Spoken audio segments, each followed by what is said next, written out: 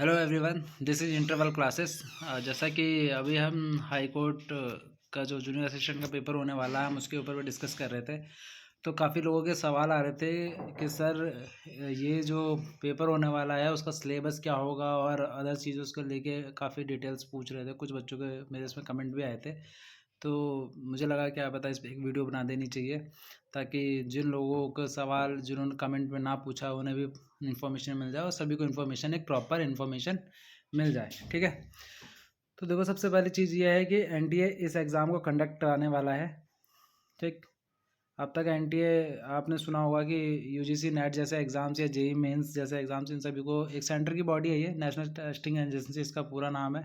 ठीक है, राष्ट्रीय परीक्षा एजेंसी। ठीक है, तो ये इसे कराने वाली है कंडक्ट।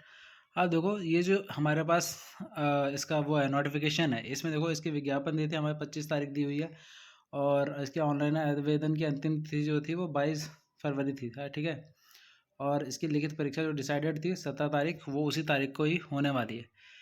अब देखो टोटल इसमें जो हम बात करें कि देखो कनिष्ठ सहायक की जो पोस्ट हैं वो टोटल कितना है आपके, अगर हम देखें इसके अंदर तो देखो यहाँ दिखाया हुआ है कनिष्ठ सहायक के अंदर आपका टोटल, ये देखो अल्मोड़ा डिस्ट्रिक्ट वाइज ऐसा करके दे रखा है, पूरा का पूरा वैकेंसी की डिटेल्स हैं।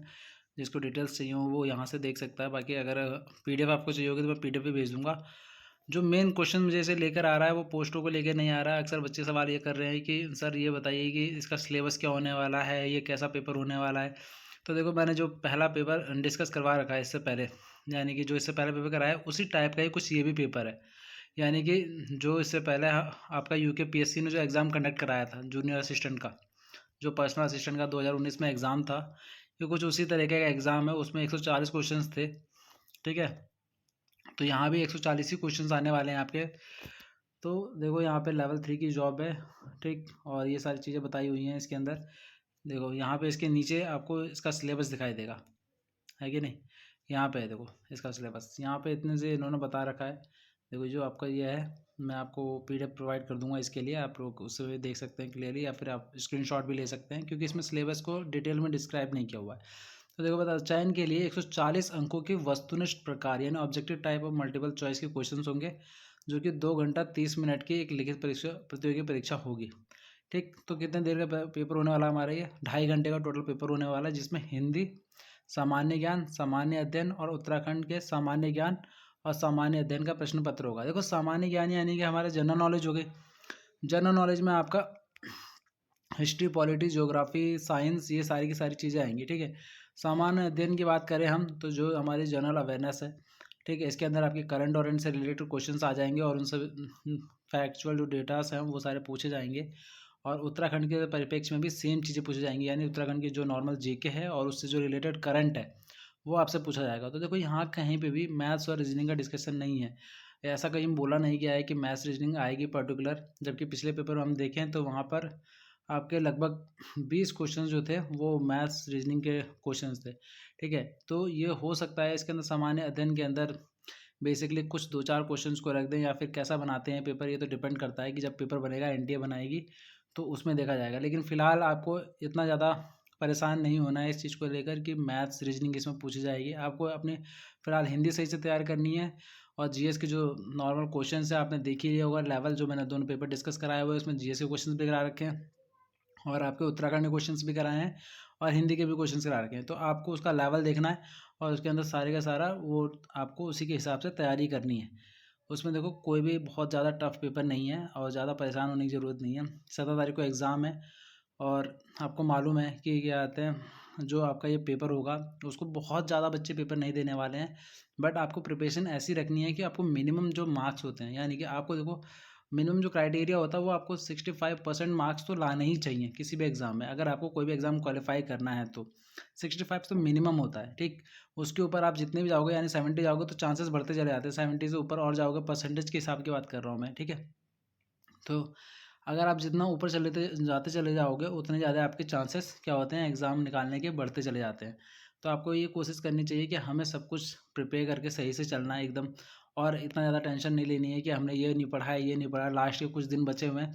जो आपने अब तक प्रिपरेशन की है आपको उसी पे ही फोकस करना है। आपको वही हिंदी रिवाइज़ करनी है प्रॉपर तरीके से, जहाँ पे आपको वर्णमाला सही से करनी है एंड संधि विच्छेद सही से करने हैं, ठीक है? और आपको क्या आते हैं, ये सारे पर्यायवाची, लोग थे, मुहावरे, जिन से क्वेश्चंस बने हुए थे आपने हिंदी के पेपर में देखा, उन चीज़ों को प्रॉपर तरीके से करना है हमें तैयार, ठीक है? साहित्य से वहाँ पे क्वेश्चंस बहुत ही ना के बराबर थे। आई थिंक साहित्य था ही नहीं, तो साहित्य पे इतना आप ज़्यादा ध्यान नहीं दे सकते हो, तो भी आपको कोई दिक्कत नहीं होगी। लेकिन अब जीएस और जनरल अवेयरनेस यानी करंट वरेंट पे आप फोकस करके चलेंगे, क्योंकि देखो एक सेंटर की बॉडी है एनटीए।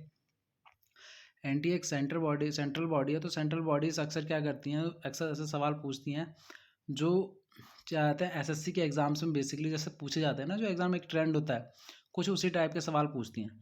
तो आपको उत्तराखंड के, तो मुझे लगता है मेरे हिसाब से कि उत्तराखंड के बेसिक क्वेश्चंस ही देखने को मिलेंगे, और एक्सेप्ट करंट तो देखो, करंट तो आपको पढ़नी पड़ेगी अलग से। लेकिन अगर उत्तराखंड के जो बेसिक क्वेश्चंस हैं वही देखने को मिलेंगे, लेकिन जो आपकी जीके जीएस होगी वो आपके जो जिस टाइप की जीएस आपकी क्या आते हैं एसएससी के एग्जाम से पूछी जाती है, कुछ उसी टाइप की ही होगी, क्योंकि एनटी एक सेंटर की बॉडी है और एसएससी भी एक सेंटर की बॉडी है। तो आप लोग ये मान के चलिए कि आपको जीएस जीके जो है वो एक थोड़ा फैक्चुअल बेस पे मिलने वाली है और अच्छे लेवल की मिलने वाली है। जैसा कि एक ट्रेंड होता है यूके पीएससी और यूके ट्रिपल एससी का, कुछ उससे थोड़ा सा हट के ही होगा, ठीक। और देखो ये हमने कनिष्ठाई की बात की थी, सेम सिलेबस आपका इसमें व्यक्तिगत सहायक यानी पर्सनल असिस्टेंट में भी है, तो इसमें भी देखेंगे हम कि इसमें भी क्या सिलेबस को मेंशन कर रखा है। तो आप लोग देख सकते हैं कि इसमें भी जो सिलेबस है हमारा वो सेम सिलेबस है, यानी कि सेम पेपर होने वाला है, कोई भी अलग पेपर नहीं होगा और सेम चीज़ें होंगी। तो इसमें कुछ ज़्यादा घबराने की जरूरत नहीं, मैं फिर भी आप लोगों को एक बार दिखा देता हूँ ताकि आप लोगों का डाउट क्लियर हो जाए कि हाँ सर कहीं वही आने वाला है या फिर कुछ अलग हट के आने वाला है। तो देखो यहाँ पे है आपका, इसके अंदर सिलेबस को यहाँ पे भी देखो, यहाँ पे सेम चीज़ बताई गई है, 2 घंटे 30 मिनट का टाइम होगा। हिंदी होगी, सामान्य ज्ञान, सामान्य अध्ययन, उत्तराखंड के सामान्य ज्ञान और सामान्य अध्ययन का प्रश्न पत्र होगा, ठीक है। उसके बाद आपकी टंकण परीक्षा होगी जो 60 अंकों की होगी। आई होप इससे रिलेटेड तो आपके सारे के सारे चीज़ें क्या कहते हैं सॉल्व होंगे सिलेबस से रिलेटेड, क्योंकि यहाँ पर डिटेल सिलेबस का मेंशन नहीं किया गया है। तो आप लोग कोशिश कीजिएगा कि आपकी जो प्रिपरेशन आप उसी बेस पे लेके चलें। अब दूसरी चीज़ ये है कि देखो यहाँ पे जो मिनिमम क्वालिफाइंग मार्क्स है वो 45% है, ठीक है। और जो आपके SC ST और बाकी जो श्रेणियाँ हैं उनके लिए कितनी है, 35% मार्क्स है। मतलब ये मिनिमम क्राइटेरियाज होते हैं। अगर आप क्या कहते हैं 45 मार्क्स लेके आते हो, ठीक, और मेरिट आपकी क्या कहते हैं 45 पे ही जाती है, तो आपका सिलेक्शन हो जाएगा।